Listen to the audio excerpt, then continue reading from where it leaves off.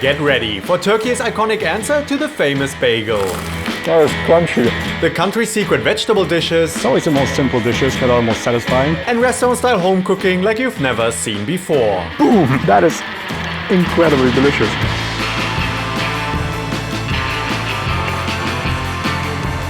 Nestled along Turkey's Aegean coast, Izmir is a treasure trove of culinary highlights. And I'm ready to taste them all, with one mission. They've got to be traditionally plant-based. In this episode, I'm checking out 3 culinary hotspots to find the kind of dishes that too often get overlooked. And let me tell you, Turkey might just be more vegan-friendly than you ever imagined.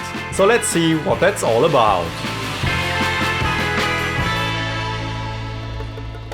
I'm excited to try some traditional food from the Aegean coast, and for my first stop I'm in Urla. This part of Turkey is known for wild herb dishes, so let's try Ege Otları.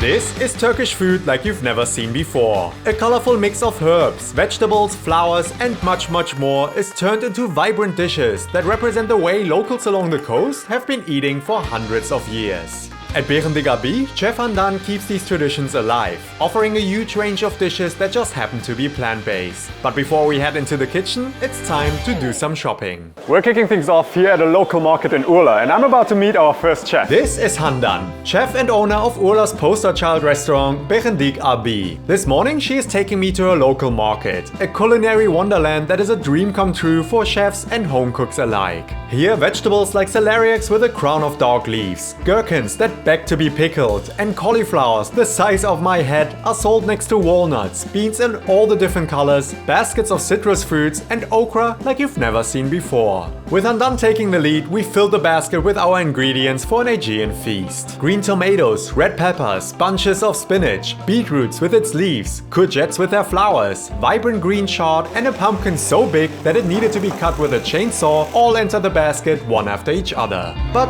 where were the wild herbs? So she explained that unfortunately wild herbs are not yet in season. So she was hoping that we would find a stall selling wild herbs. Usually they would go out into the fields or into the forest to actually pick the herbs, but at the moment all the herbs here are farmed. So she just bought a few other things, including the leaves of peppers. Incredible. So she's gonna use all those in the dishes she's gonna cook for us now at the restaurant. Let's go! Kolay gelsin. Once we arrived at the restaurant, Handan wasted no time and kicked things off with the local classic Sinkonta. First, the pumpkin from the market is peeled, cored and sliced. A tray coated with olive oil seems to be the perfect vessel of choice for the pumpkin, plenty of sliced onions and whole garlic cloves. But a larger boat is needed for this batch to allow for even roasting. Season it with salt, sugar and more olive oil and give it the finishing touches. A thickly sliced red pepper, a bit more seasoning and the tray is ready to hit the wood-fired oven where the magic of heat caramelizes the sweetness of the onions, pumpkin and peppers until everything looks gnarly like this. Time for dish number 2, Çipohorta. Of course, it starts with plenty of olive oil. Add to that onions and some sliced tomatoes, then let the layering begin. This dish is a concoction of a dozen different ingredients, like garlic and sliced courgettes, red peppers, purslane, courgette flowers and chard leaves. After a few more garlic cloves, it's seasoned with salt, before more courgette flowers, red peppers and olive oil join the mix. Sliced artichoke hearts are the final addition before it is time to hit the stove and steam the veg into a rich stew. On to another classic and the third dish of the day, Çalkama. Here's where the greens and herbs come to play. It starts with a simple batter of flour, salt and water. Pour it into the tray with some olive oil and it's already time for a mountain worth of greens, usually mostly wild herbs from the local region. Add to that some onions, more of the batter, a glug of olive oil and some salt, and this too is destined for the oven to transform the humble ingredients into a feast of roasted aromas.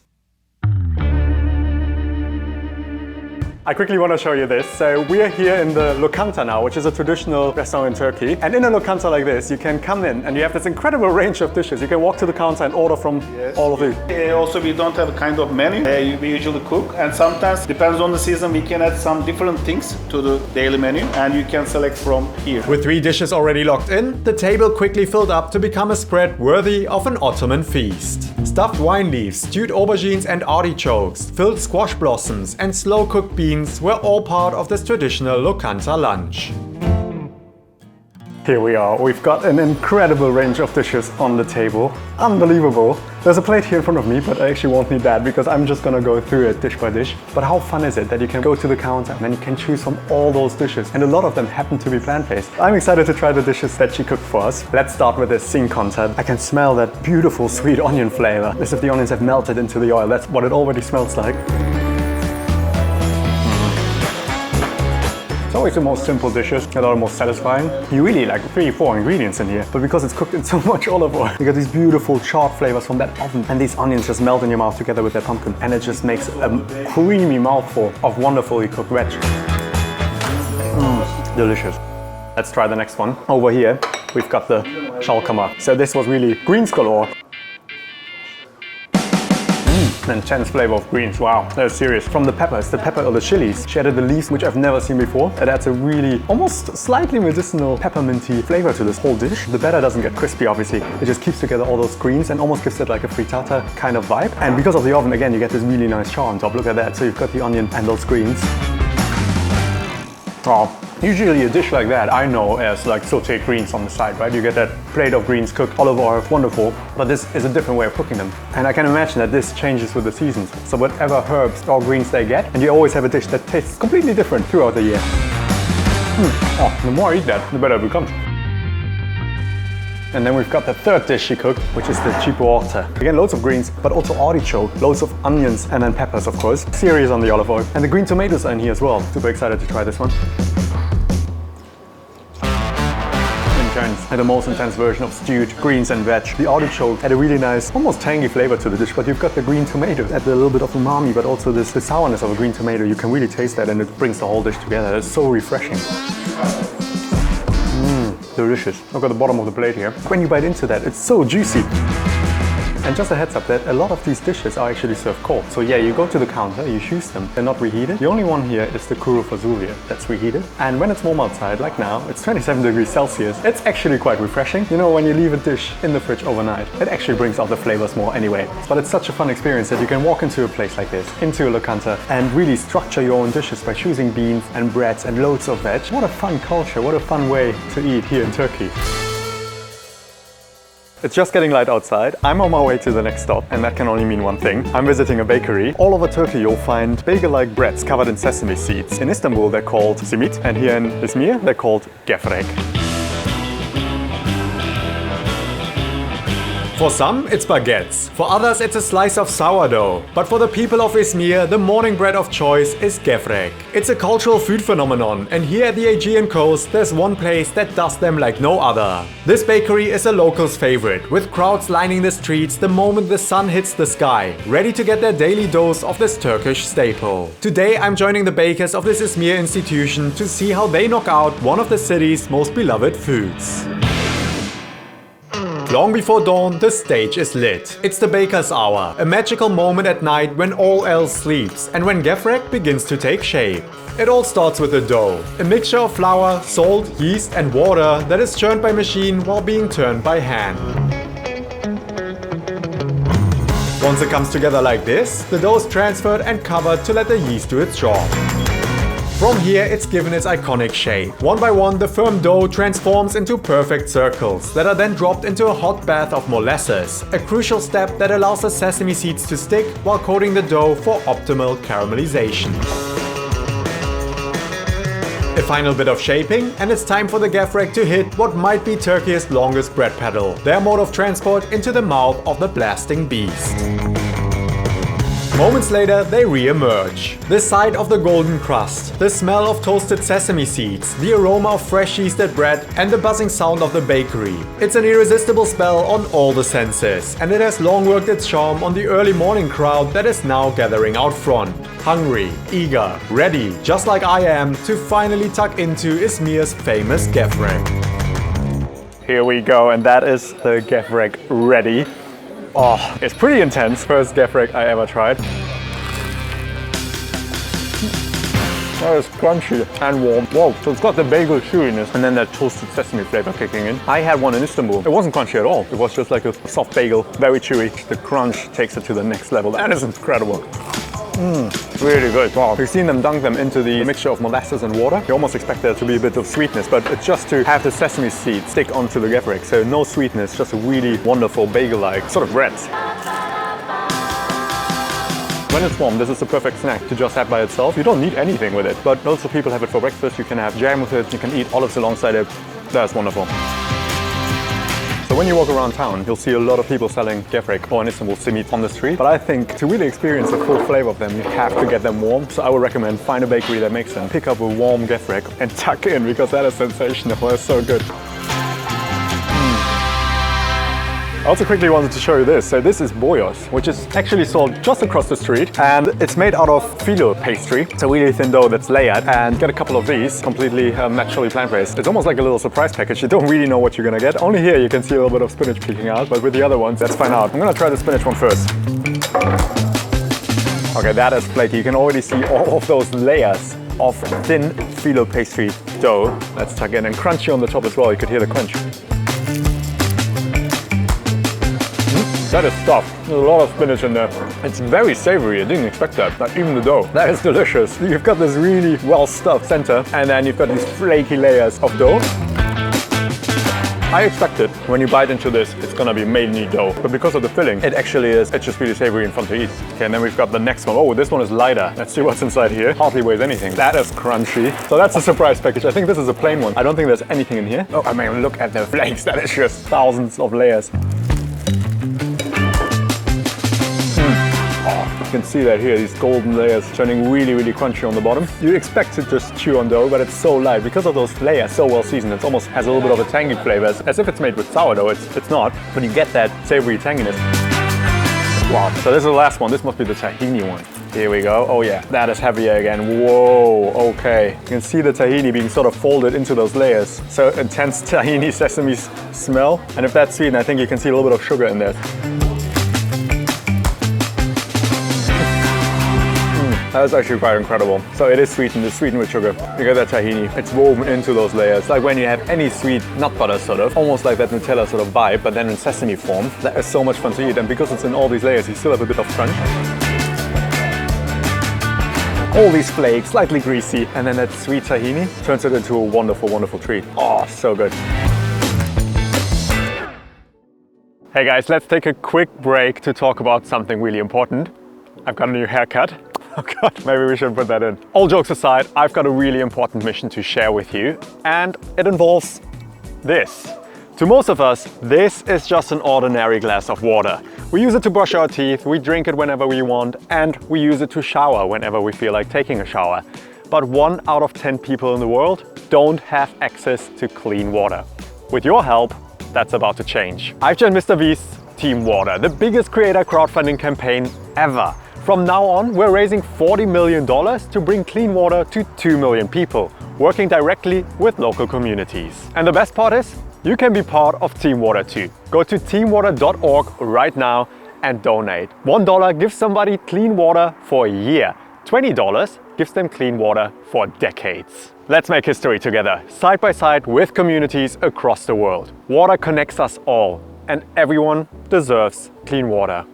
Now, back to the episode. Enjoy. It's my last day in Turkey. I now spent 2 weeks in the country, and one thing that continues to blow my mind is how many traditionally vegan dishes you find here. And that's because here in the west of the country you find a concept called Zeytinyağlılar, and that refers to dishes that have been cooked with olive oil. Quite often, by default, those dishes are also plant-based. So today, here on my last day, I wanted to show you a bit more of that diversity. So let's try Zeytinyağlılar.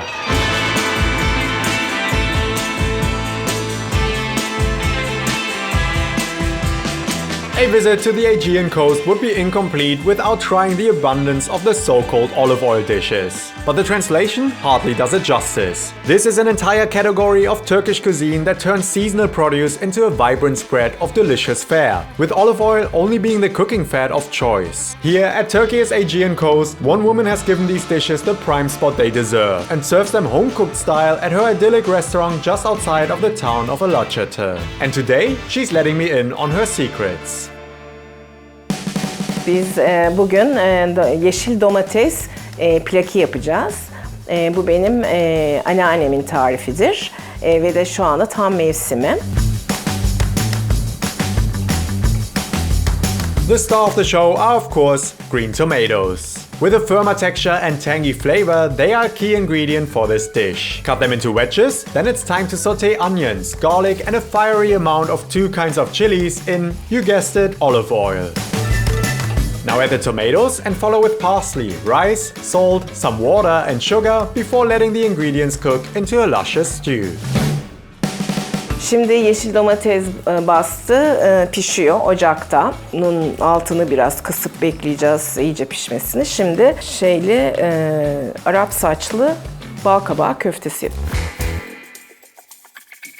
For this, wild fennel and julienne pumpkin are mixed together with black pepper, flour, pul biber and cumin. From here they are shaped into thick patties and fried in the satisfying sizzle of olive oil until they are caramelized and golden, the visual cue that kicks the appetite into gear.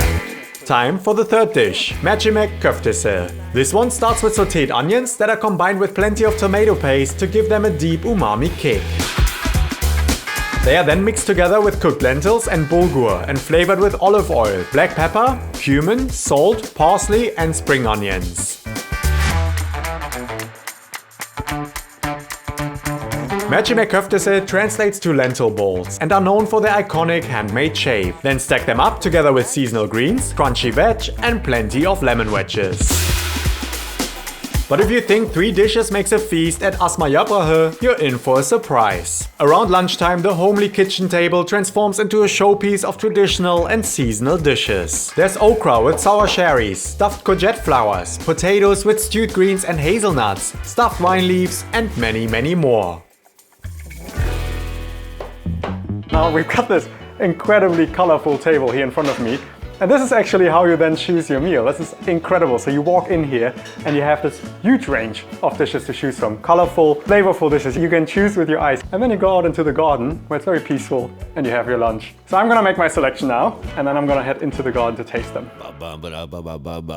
What a way to end the trip here through West Turkey. I'm gonna load a little bit of everything onto this plate and tuck in. Starting with the green tomato and rice dish, the pumpkin köfte, a few of the Mercimek Köftesi, and then we've got celeriac and chickpeas. Sinkonta, which is charred squash and onion dish, aubergines with rice and loads of herbs, a salad with cabbage and sour cherries, stuffed courgette blossoms, stuffed wine leaves with sour cherries, and okra with sour cherries as well. So we loaded up our plate. An incredible selection of dishes. What a fun food culture. Let's tuck in, starting with the tomato dish she made first. Garlic, olive oil, chili combination. That is incredibly delicious. They're cold dishes, but they're so refreshing. These tomatoes are really nice and tangy. Together with the chili, you have a really nice spice and heat. That's what I mean. That dish alone, you would just eat up an entire plate of that and you wouldn't complain. And then we've got the pumpkin köfte here. Oh, with the wild nettle, and that is giving it so much flavor. It's almost like the raka, that traditional drink here in Turkey. You get that anise seed flavor, has a little bit of freshness like a peppermint. The pumpkin can be by itself quite heavy, but that herb brightens it up. And then it's fried in olive oil, so you really have that nice crust on top. So you get different textures, different flavors. Wonderful, another incredible dish. This type of cooking is just so humble almost. You just use seasonal ingredients, but you just combine them in a way that you get the best flavor out of them. And then we've got the Mercimek Köftesi. This is a sorrel leaf, so it adds even more flavor. And then loads of lemon juice on top of that. Here we go. Yes, the freshness of the lemon juice, the crunch of the leaf, and then you have this bulgur lentil spice goodness in there. That's one of my favorite dishes. It's really hard to find. A lot of times it's actually only served at home. She sometimes has it on the menu. Before I came to Turkey, I had no idea that you would find this huge variety of dishes, but there's a word for it, Zeytinyağlılar. So look out for that, because these are dishes that are cooked with olive oil, and it's the best. It's such a fun way to explore a lot of traditional flavors here in the west of Turkey. That was the end of my Turkey trip, but I'm on a mission to find traditional plant-based food from all around the world. If you want to support me, hit thumbs up, subscribe, and let me know in the comments which country I should visit next. Thanks for watching, and as always, wunderbar!